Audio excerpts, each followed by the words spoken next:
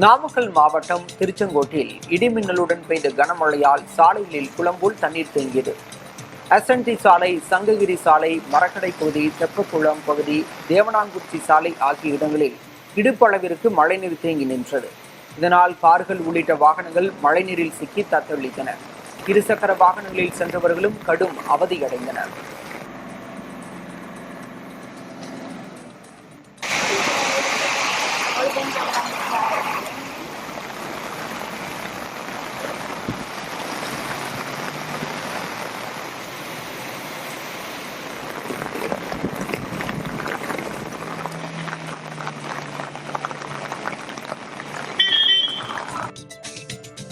மயிலாடுதுறையில் பெய்த கனமழையால் அரசு மருத்துவமனைக்குள் தண்ணீர் புகுந்தது. மயிலாடுதுறை, திருவாவடுதுறை, திருவாலங்காடு, குத்தாலம், மல்லியம், தருமபுரம், மன்னம்பந்தல் உள்ளிட்ட பல்வேறு பகுதிகளில் கனமழை பெய்தது.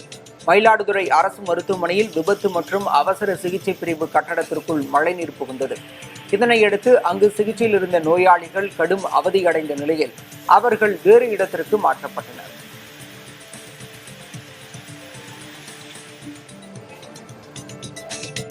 தூத்துக்குடி மாவட்டம் ஏரல் பகுதியில் பலத்த மழை பெய்தது. சூறைக்காற்றுடன் அரை மணி நேரத்திற்கு மேலாக பெய்த மழையின் காரணமாக சாலையில் தண்ணீர் பெருக்கெடுத்தது. கடந்த ஒரு வாரமாக அங்கு வெயில் வாட்டி வதைத்த நிலையில் தற்போது பெய்த மழை சற்று குளிர்ச்சியை கொடுத்தது.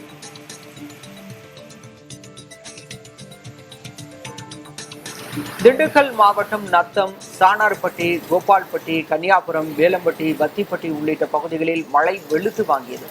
ஒரு மணி நேரத்திற்கு மேலாக பலத்த காற்றுடன் கனமழை பெய்ததால் சாலையில் தண்ணீர் பெருக்கெடுத்தது. இந்த திடீர் மழையால் அங்கு வெப்பம் தணிந்தது.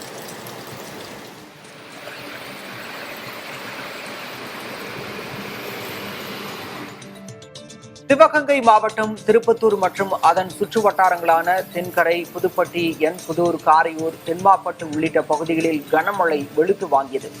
சுமார் ஒரு மணி நேரம் பெய்த மழையின் காரணமாக சாலையில் தண்ணீர் பெருக்கெடுத்தது. திடீர் மழையால் அங்கு குளிர்ச்சியான சூழல் நிலவியது.